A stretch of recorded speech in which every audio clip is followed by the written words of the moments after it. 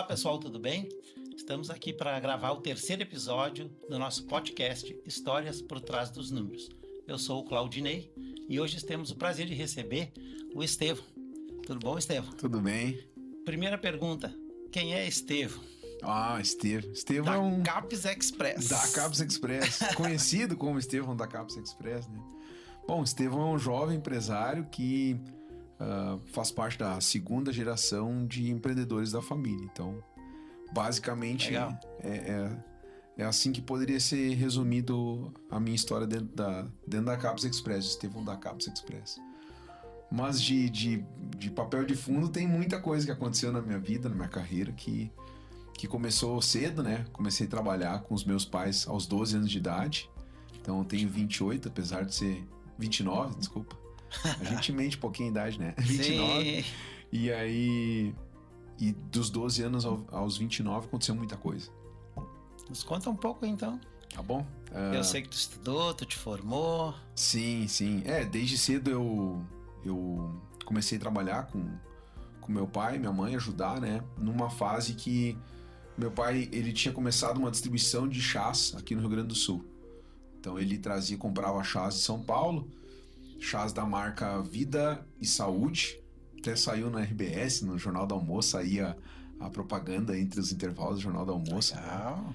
Na RBS Santa Cruz do Sul e região, então tinha essa propaganda. E aí nessa Vida e Saúde, a empresa lá de São Paulo quebrou, parou de fornecer chás. E aí interrompeu o fornecimento de chás. Meu pai entrou em desespero, porque era a principal renda familiar nossa. Era único fornecedor. Único fornecedor. Né? Isso era 2005, 2006, onde não se tinha internet, ou os fornecedores não estavam na internet para a gente buscar um fornecedor novo. Daí ele ligou para esse fornecedor dele, o fornecedor dele falou: olha, Wagner, eu não posso mais te fornecer chá, fechei a minha fabricação e tal, vou te passar o contato do meu fornecedor, uma empresa de Minas Gerais. E aí essa empresa de Minas Gerais começou a fornecer chá e a gente começou a industrializar de maneira artesanal, né? Sabe que tem a feira do agricultor?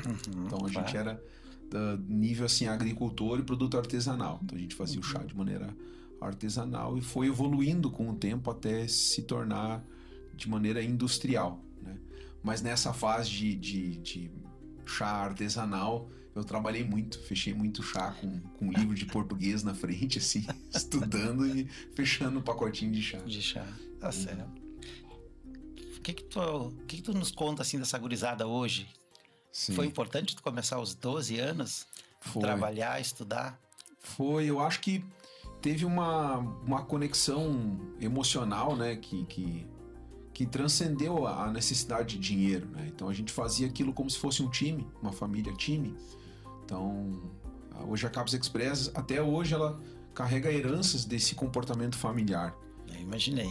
Que a gente tinha de querer cuidar um do outro, de se importar que, poxa, estamos conseguindo fazer os chás aqui para entregar, mas também meu pai precisava vender, então a gente fazia nossas metas junto. Então essa integração da família com a fonte de renda é muito importante para o jovem ter noção de que o dinheiro não cresce em árvore, né?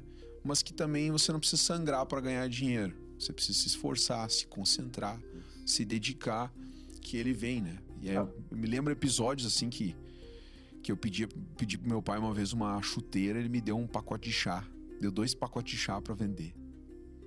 Aí eu voltei chorando para casa, não consegui vender nada, né? E aí meu pai falou: não, eu vou contigo, vou te ajudar.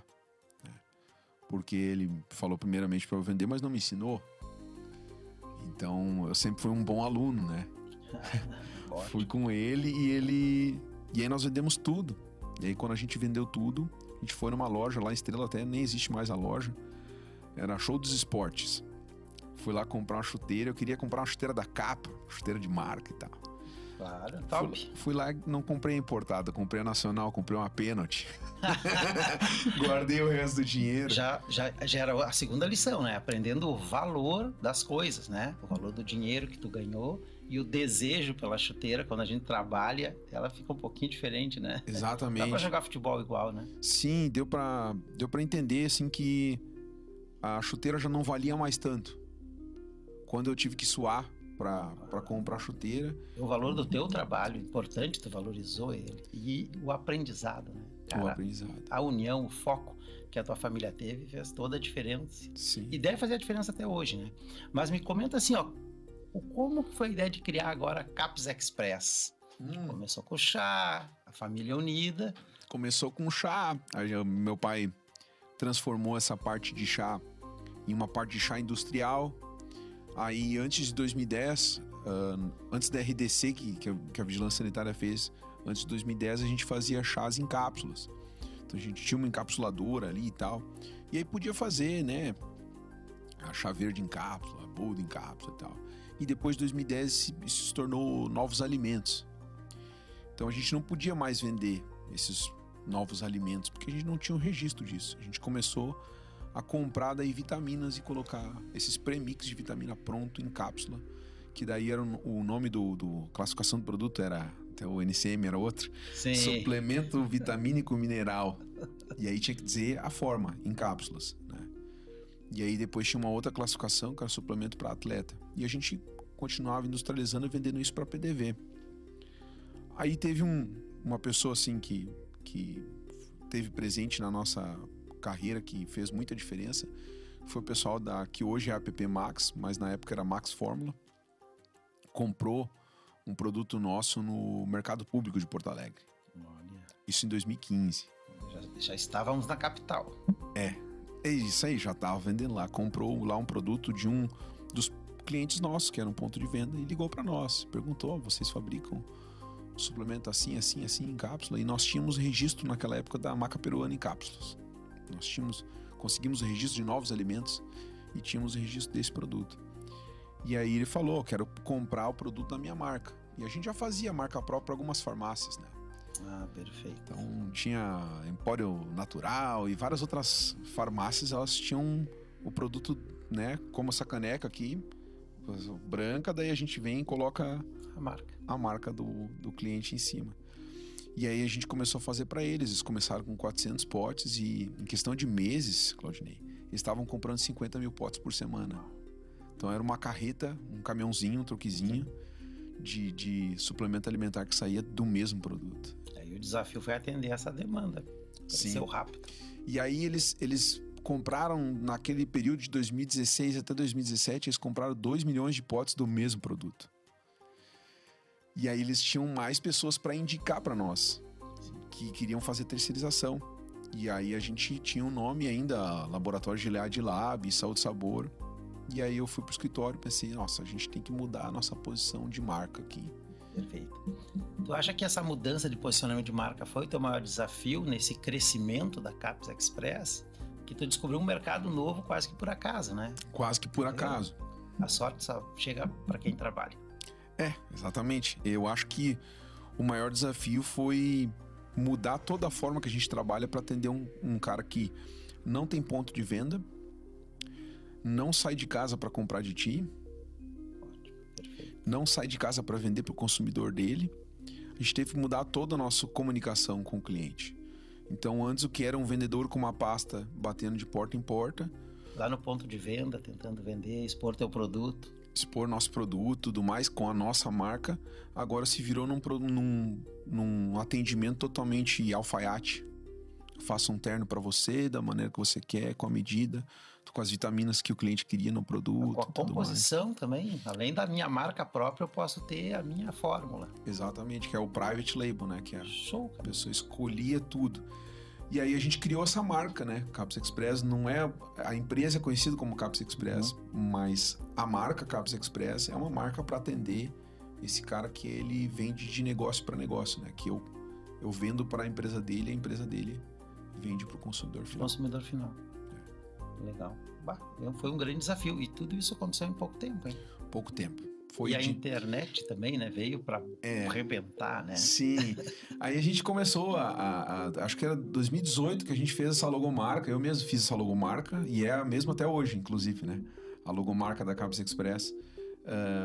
E aí a gente começou a fazer blog, fazer conteúdo de vídeo, comunicar com o cliente por WhatsApp, fechar pedido por videoconferência. E aí quando veio a pandemia em 2020, a gente já estava 100% digitalizado. Cara, isso é muito inovador. Foi muito rápido, né?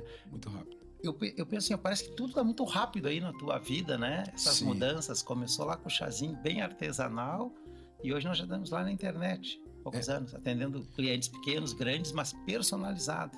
Personalizado. A gente sempre teve atento às mudanças. Nesse decorrer, assim, eu nem me lembro quantas tentativas de mercado a gente tentou penetrar, né? A gente tentou penetrar no mercado de suplemento para atleta. Whey protein, produto para maromba, academia. Não deu muito certo. A gente tentou ter uma marca própria e vender para a Farmácia São João, grandes redes. Não deu certo. E no meio do caminho a gente tentou também a Cabos Express. Então foi dentre 100 tentativas, uma deu muito certo. E aí essa que deu muito certo fez a gente crescer naquele período de 2018 até 2021, uns 80% ao ano. Cara, persistência. Né? Sim. Não é um não que vai fazer a gente desistir, né? Claro. Tu me lembrou aí Thomas Edison, 100 vezes tentando, só para descobrir que aquelas 100 vezes não era uma certa. E o certo era tu ter um produto, cara, personalizado e ágil, né? O Express ali é porque tu me entrega em quanto tempo o meu produto? A gente tinha como meta sempre entregar em 15 dias, né? Hoje nem sempre é em 15 dias, mas ainda assim nosso prazo médio de entrega do momento que o cliente bota o pedido até o momento que está na porta dele é por volta de 15 dias. Então, é cápsula e é express. Claro, cápsula é muito rápido. Não, o meu produto personalizado com a minha composição em 15 dias, cara, eu já tenho a venda. Sim. Top. Me diz assim, ó, para liderar então, quais as principais características aí que o Estevão entende que é necessário do empresário? Uma delas é não desistir nunca, pelo jeito. Uma delas eu acho que é se mostrar resistente. Mais do que mostrar força, é mostrar resistência, né? Show. Porque muitas vezes a gente pode pecar por querer mostrar para nossa equipe, mostrar para o nosso cliente que a gente é forte. Perfeito. A gente tem que mostrar que a gente é resistente, que a gente aguenta, né? Que a gente aguenta a pressão, que a gente aguenta dificuldades, né? Resiliente. Resiliente, exato. Não acaba não desistindo nunca, né? Tu fez exército, ano obrigatório, eu também. E eu me lembro que uma coisa que dividia muitas pessoas é quando a gente tá lá pagando a flexão lá, quando alguém falha com os braços e cai. Sim. Né? Aquela desistência ali aparenta para quem tá liderando ou para quem tá sendo liderado uma fraqueza não só física, mas psicológica, porque todo mundo aguenta. Isso. Né? Todo mundo aguenta. A gente só tem que saber que a gente aguenta. Né? E eu acho que isso divide, assim, os homens dos meninos, sabe? Perfeito, cara. Perfeito. E para ser líder tem que fazer essa transição, né? Do menino pro homem. E essa resiliência, essa persistência fez muito bem para Cabos Express. Fez. Passamos por quantos desafios agora? Vamos falar agora do nosso passado recente. Só no último ano, né? A gente teve a enchente de maio, a enchente de novembro. Aí eu tive que fazer uma mudança da empresa de local. Aí mudar uma empresa, uma planta fabril de local não é uma atividade simples, né? Não. Quantos dias tu voltou a operar depois dessa enchente aí que nos abalou agora em maio? Bom, a primeira enchente em setembro demorei 20 dias. A segunda enchente em novembro eu demorei 10, 12 dias para voltar a operar. E aí em maio teve o problema que foi a falta de abastecimento de água e luz. Sim. Que impediu a gente. Impediu de abrir. Mas senão a gente não tinha levado nem 7 dias. Nem 7 dias. Isso aí. Então a gente tá aprendendo até com a enchente, né? Exatamente. A resiliência e também tu ter um plano, né? Ter um projeto. A empresa pode sofrer abalos, a gente passou também por pandemia, além das enchentes, né? Tudo isso fez a gente mudar o formato de trabalho. Sim. E a gente tem que ter persistência, resiliência. Sim. E mostrar então que a gente é não forte, mas persistente. Sim. Verga, mas não quebra? Enverga, mas não quebra. Exatamente, e todos esses anos, assim, várias vezes a gente passou por momentos e que a gente pensou, poxa, será que daqui 2, 3 meses a gente vai fechar as portas? Então, quando esse momento chegar, a gente tem que entender que ele também, assim como ele veio, ele pode passar. E que a gente tem que agir e não ficar com medo. Se a gente ficar com medo, a gente não consegue agir. Claro. E o que tira a gente daquela situação é a ação, não é a falta de ação, né? A gente tem que agir. Perfeito. Um negócio com uma marca bem posicionada, a máquina tu compra, né? Que é enchente levar, né? Isso eu acho que é muito importante. E uma coisa que me chama a atenção é as empresas que passaram pelas crises todas que a gente tem, né? Independente de ser enchente, elas tiveram que se reinventar. Isso foi importante. E rapidamente retomar suas atividades. Mas eu vejo assim, a reserva financeira, as que tinham reserva financeira, fizeram isso muito mais rápido. Porque não precisavam do banco, não precisavam esperar pela burocracia do governo, né? E na Caps Express isso fez a diferença? Fez total diferença, né? Na nossa empresa, assim, a gente tinha uma política de crescimento, porque quando a gente se compara com os nossos concorrentes, que são laboratórios farmacêuticos, outros laboratórios de suplemento alimentar, existem empresas muito grandes, né? E essas empresas muito grandes, elas têm muito investimento, tem muita fundo de capacidade financeira, né? Capacidade, é fundo de investimento por trás, é banco e tal. E aqui no sul do país, na cidade de Estrela, tem pouco fundo interessado em abrir pouco capital disponível, né? Pouco capital disponível, o juro é muito alto. Então a gente sempre fez uma gordura, né? E foi no ano de 2020, na pandemia, que eu aprendi o que era crédito colateral. Olha, explica para nós. Crédito colateral. Crédito colateral. Crédito colateral é quando você faz um investimento financeiro, coloca ele em garantia e pega crédito com aquele investimento como garantia. Perfeito. Quando você terminar de pagar o financiamento, você vai resgatar o seu dinheiro com juros. Juros. Interessante. Isso, muito legal. Se você financiar uma máquina, você paga uma taxa de juro mais alta. Quando terminar de pagar o financiamento, a máquina quase não presta mais. Ela já tá... Verdade. Ela já tá bem... Obsoleta. Quando eu fazia um crédito colateral para comprar uma máquina, quando terminava de pagar o financiamento, eu tinha aquele valor... Sim. Tu tinha o dinheiro até para comprar uma nova máquina. Até para comprar uma nova máquina. Então eu entendi isso no jogo da estratégia da nossa empresa. E naquela época eu fiz, nesse período de pandemia, eu fiz o crédito colateral para fazer os investimentos, porque deu um boom de vendas.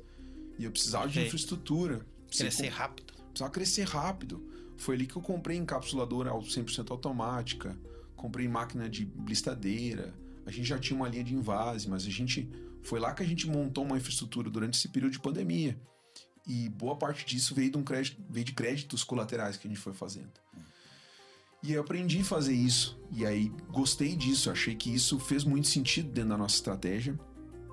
E aí eu acumulava dinheiro sempre. Perfeito. Uma reserva financeira. Sim. Além do fluxo de caixa, né? Que te consome ali no período de 30, 60 dias. Mas realmente é interessante isso, né? Tu usar o dinheiro que tu acumulou, o lucro que tu acumulou no futuro. Para a empresa crescer ou para algum imprevisto. Exatamente. Aí o meu gerente, Meu gerente foi um professor, Fábio Montenegro, até quero mandar um abraço para ele. Era o gerente do BTG. Ele falou: Estevão, não compra título do Tesouro. Compra debênture, que é mais líquida, CRI, CRA, porque você consegue utilizar isso no colateral. Então ele passou para mim até os produtos que eu podia comprar ao longo do tempo para poder utilizar como crédito colateral, que ia ser o crédito do crescimento da minha empresa. Dava como garantia e seguia recebendo os dividendos. E dividendos é isento de impostos, né? Ele ficava acumulando o juro e bloqueado numa conta que eu não tinha acesso. Perfeito. Então eu não conseguia gastar. Mas aquele valor do financiamento, eu comprava a máquina, E a máquina produzia e a máquina se pagava. E aquele dinheiro estava lá rendendo. Pagava, e aquele dinheiro estava lá rendendo. Quando eu terminava de pagar essa máquina, desbloqueava com 30% de ganho. Show. Então, ao longo do tempo, eu fui acumulando esse dinheiro. Quando estourou a primeira enchente lá de setembro, a gente resgatou um tanto desse investimento. E aí, quando veio a de maio, a gente fez mais colaterais. Claro. Então, colocava dinheiro em garantia. Claro, esse aprendizado já é quase que uma vacina para problema futuro que a gente não sabe qual é, né? Sim. Que o empresário tem que estar preparado, a gente não sabe se vai vir outra enchente, outra crise, outra guerra, qual vai ser o dólar, enfim, o ano que vem, né? Sim, a gente Mas é estava se importante. preparando com esse dinheiro para crescer, mas serviu para a gente sobreviver, Perfeito. que é bem importante, né? Que é mais importante que crescer, É. sobreviver. Exatamente, depois a gente cresce novamente. Mas deixa eu fazer outra pergunta. Nessa tua vida toda aí de empresário, né, segunda geração já, como é que tu vê essa parte da contabilidade, tá? Sim. A parte financeira, acho que tu tirou nota 10 aí, né? Teve um bom professor, inclusive, tu já falou. Mas na parte contábil, né? Hoje, né, tu tá aqui com nós na GESCOM, na Zero Papel, e nós estamos preparando a empresa para um grande passo, né? Sim. Que é crescer e apurar os seus resultados pelo lucro real. Pelo lucro real, Queria que tu exatamente. comentasse um pouco isso, porque no lucro real, o lucro vai vir da contabilidade, não só de um relatório gerencial, né? Sim.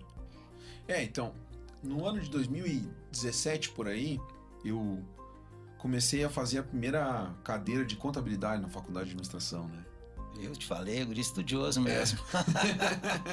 E aí, estudando contabilidade, eu me apaixonei por ela como instrumento de trabalho. É uma ótima ferramenta de gestão, eu defendo isso sempre. O balanço não é o produto final do contador, é o produto inicial da gestão. Exatamente, é a história por trás dos números, né? Claro. E aí, nessa história por detrás dos números, naquela situação, nós estávamos muito mal. Nós precisávamos de um turnaround, né? Precisávamos de uma virada de mesa. E aí eu vi que o instrumento da contabilidade, o demonstrativo e resultado de exercício, eu poderia fazer um que não fosse fiscal, que fosse Perfeito. Gerencial, Perfeito. né? Porque naquela época a gente não trabalhava com a GESCOM Sim. para dizer assim, não, realmente o que está aqui é realmente o que está acontecendo na empresa. Então vinha lá um DRE da contabilidade, vinha com lucro, mas não tinha. Sim, lucro irreal, não era lucro real, exatamente. As empresas, inclusive, do período que elas são do Simples, elas negligenciam bastante a contabilidade oficial. Aham. Mas é fundamental nesse período tu ter o gerencial, cara. Sim, e daí eu comecei a fazer gerencial e eu consegui identificar ali que tinha um canal de venda nosso que gerava R$25 mil de prejuízo por trimestre. Né, que era o canal de venda para rua. Então pagava-se muita despesa e tal. A gente vendia um produto que ele era R$14,40, a gente vendia aquele pote. Pode. E ele tinha esses 5% de prejuízo.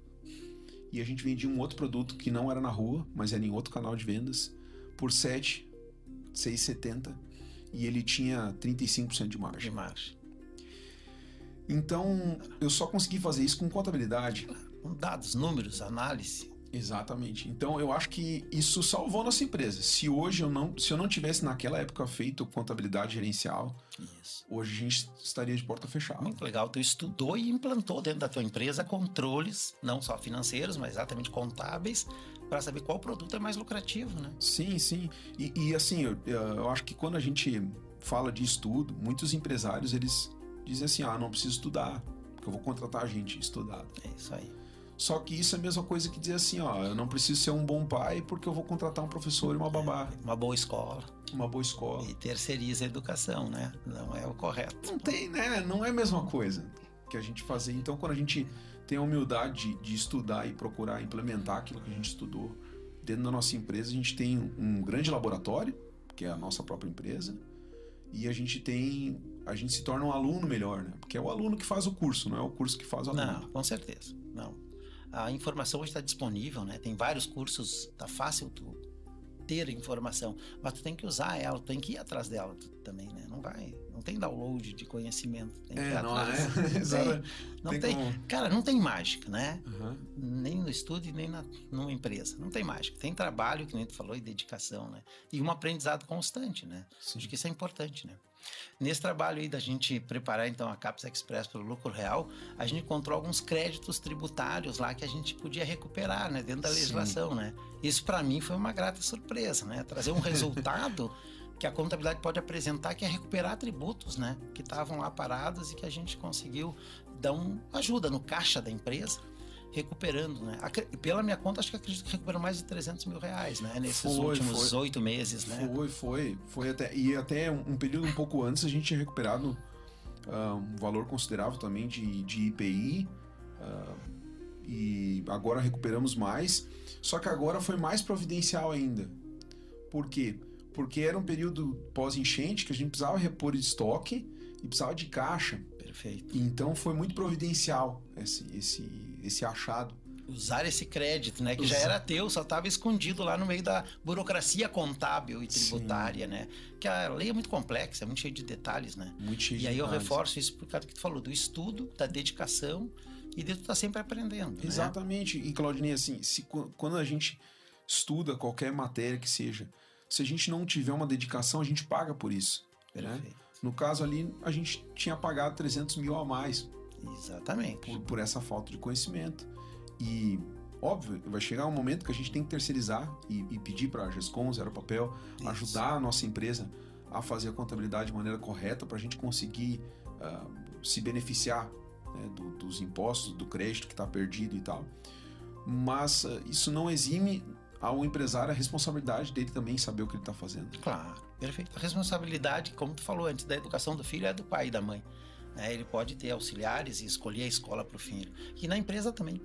Né? Tu falou, né? Isso é que diferencia os meninos dos homens. Dos homens. E eu sempre uso uma frase que diz assim: agora, Estevão, nós estamos no volante. Nós não estamos mais no carona. Agora esse veículo, esse avião, esse carro, esse motor aí está nas nossas mãos. Cabe nós tomar as decisões. E nós ter ferramentas para medir. Sabe? Todo mundo sabe que caiu um avião e morreu, né, quase todo um time de futebol, porque o piloto não foi prudente e não tinha combustível para chegar até o seu destino, né? Exatamente. Na chape aqui, né? Então, isso é responsabilidade do piloto. Então, a gente, como um piloto das nossas empresas, dos nossos negócios, das nossas famílias, a gente tem muita responsabilidade, né? Claro. Então, o que a gente está falando aqui é isso.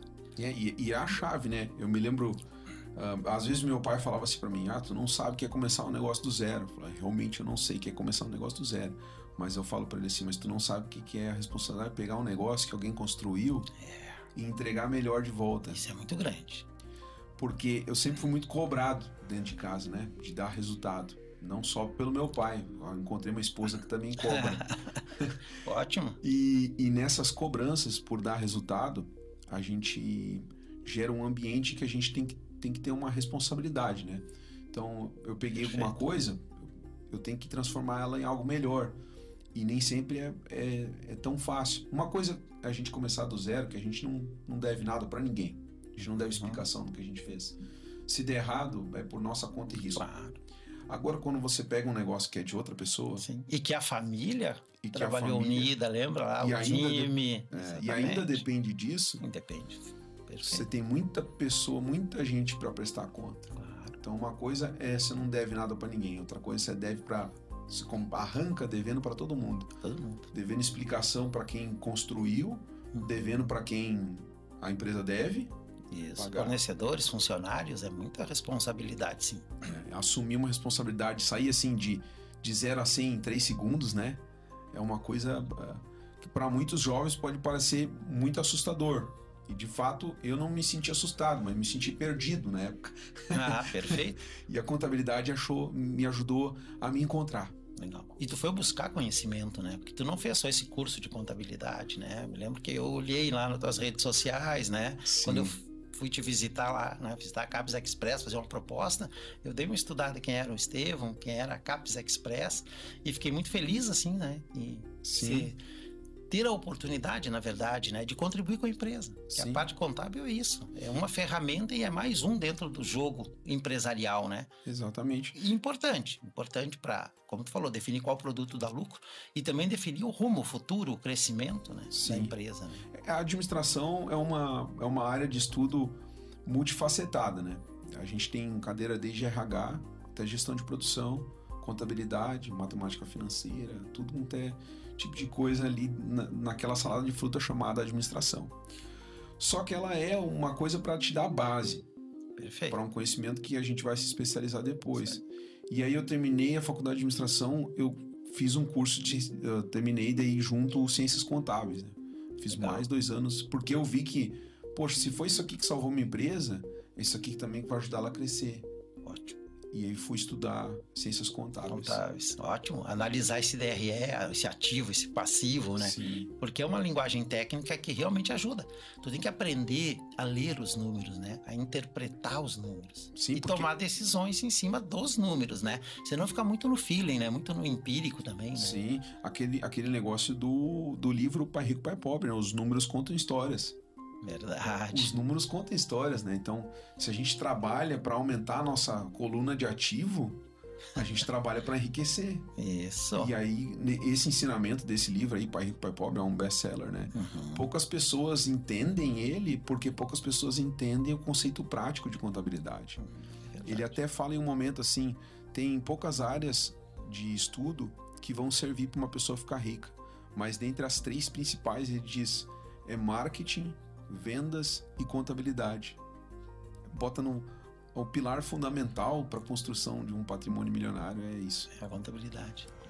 Beleza. Nos conta agora quais são os próximos passos aí dessa expansão da Caps Express, que não vai parar por aqui, né? Sim. Então, como a gente pretende crescer, né? A gente pretende crescer para esse canal mais farma do Brasil, né? A gente pretende retomar alguns canais de venda que são de produtos que seriam considerados nicho de mercado farmacêutico, mas são suplementos alimentares, né? Sim.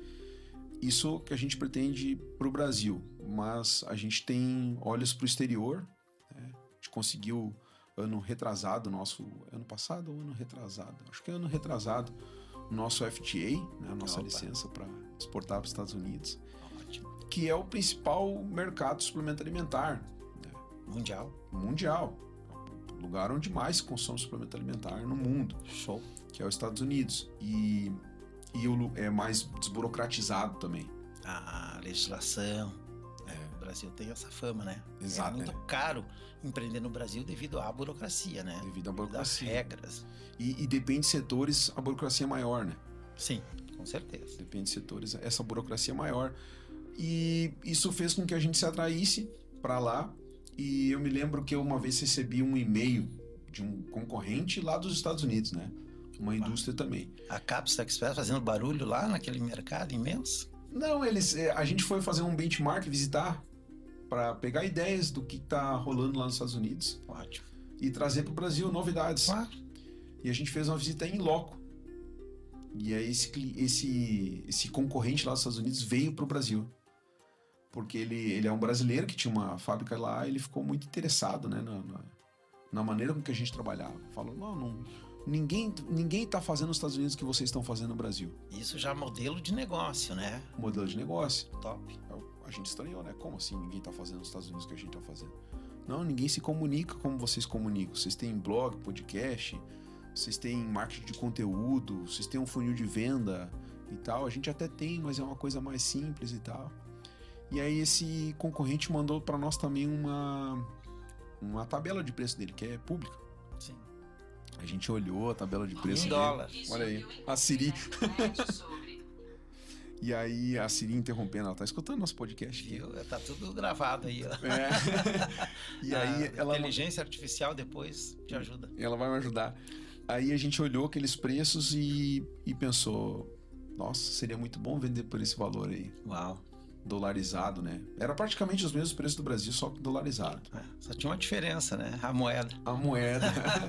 E essa diferença cambial ficou gritante. Então, se um lote de 10 mil potes no Brasil, ele tá saindo aí da casa, naquela época, né? Na casa de R$7,80, R$8 por unidade, eles estavam vendendo isso aí a $6,50. Dólares. Então, um mercado maior e um mercado que paga mais. Paga mais. Esse é o sonho. A gente também fez uma conta, né? Claro, o operador de máquina deles ganha $2.000 por mês. Não, claro, é outro mundo, a gente sabe disso. Então, para eles é óbvio que o custo do produto fica muito mais caro. E não tem cabimento industrializar o produto nos Estados Unidos. A gente olha os custos para industrializar um produto nos Estados Unidos, não tem cabimento. Sim, é uma fortuna, claro. Tem que mandar industrializar na China, no Brasil, país emergente. Ótimo. Por que não na Caps Express, né? Por que não? E vender nos Estados Unidos. E vender nos Estados Unidos. Ótimo. E quanto menos burocrático for a expansão de fronteira, melhor fica para nós. Então a gente consegue exportar para o Mercosul, E a gente já fez algumas exportações para o Mercosul. Mas ele não é um mercado tão pujante. O mercado mais pujante do Mercosul é o Brasil. É o Brasil, né? E a gente já está presente aqui. Claro. Então, por isso que a gente não se foca muito nessa venda Mercosul. Agora, nos Estados Unidos é muito mais, né? A compra de suplemento é muito maior. Muito maior. E a capacidade produtiva de vocês já está tomada 100% ou ainda tem Não, como crescer sem investir?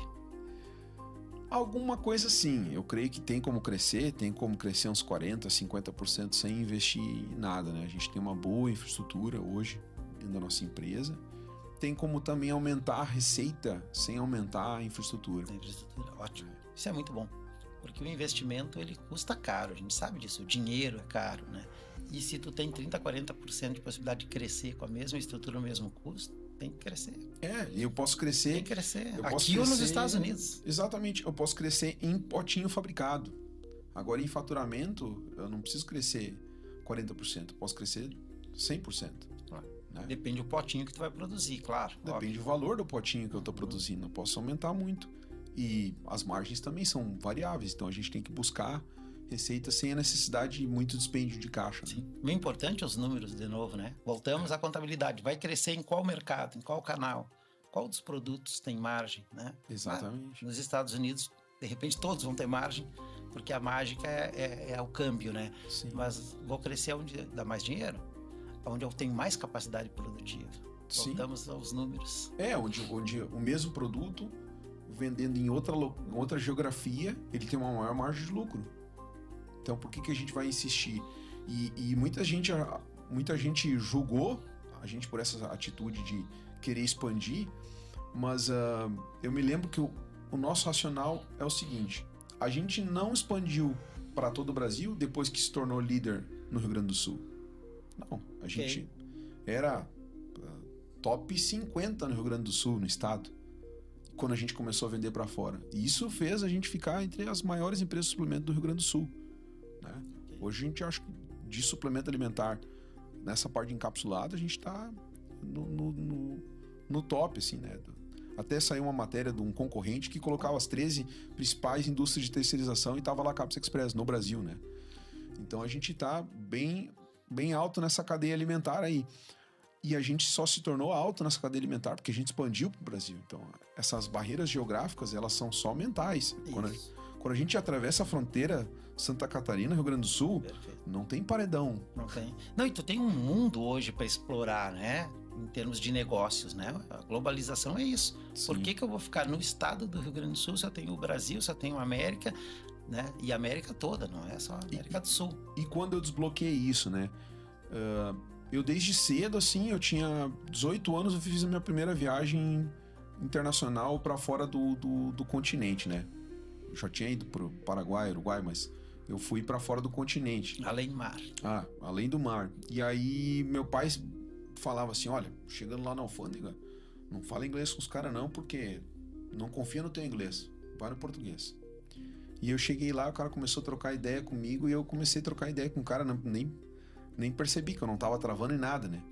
Ele me puxou pelo braço, me fez ficar na fila traduzindo para todos os brasileiros que passavam. E eu falei: ó, eu acho que não tem mistério. Acho que estou preparado. Acho que eu tô preparado, tô pronto.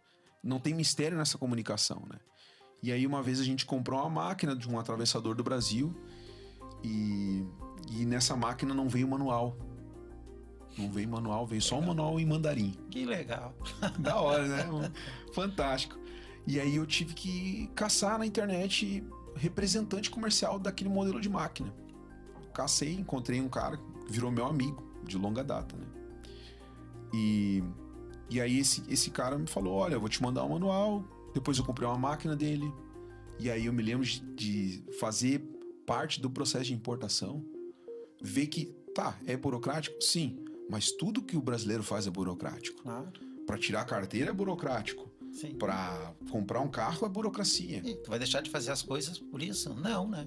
Exatamente. É burocrático para todos os empresários, né? Não é só para mim. Para todos. E, sinceramente, eu acho que é mais burocrático transferir um carro do que importar uma máquina. Pessoal, estamos no Brasil, hein? Estamos no Brasil. Bora. É mais burocrático você vender e transferir um carro. É mais difícil, né? Você vender e transferir um carro do que você importar uma matéria-prima ou uma máquina da China. E quando... O único empecilho maior é porque a pessoa trava na linguagem, né? Mas hoje em dia, pelo amor de Deus, a gente tira uma foto, bota naquele aplicativo do Google Tradutor, traduz o documento, né? Tem um vendedor nosso lá, um comprador nosso lá, que ele tem comprado esse cara aí da China. E aí ele falou pra mim, mas eu não consigo me comunicar com ele, eu não falo inglês. Ele falou assim, mas eu nem sei se ele fala inglês. Tem Google Tradutor. Claro, cara. Qualquer língua para o português, qualquer língua para o inglês. Exatamente. Isso nos limita, né? Mas é psicologicamente mesmo. É psicológico. É a gente que põe esse limite. Nós não temos limite. O ser humano não tem limite. Não tem limite, A fronteira não... Assim, quem já viajou de carro sabe, não existe uma fronteira física entre Uruguai e Brasil. Então, o que te impede de atravessar lá e fazer uma venda? Nada. Só vontade de fazer isso. Só a tua cabeça te impedindo, achando que aquele mercado não é para ti ou que tu não é capaz, né? Exatamente. Acho que a gente tem que superar isso, realmente. O mundo está globalizado, os negócios, compra, venda, acontecem no mundo inteiro a todo minuto, 24 horas por dia.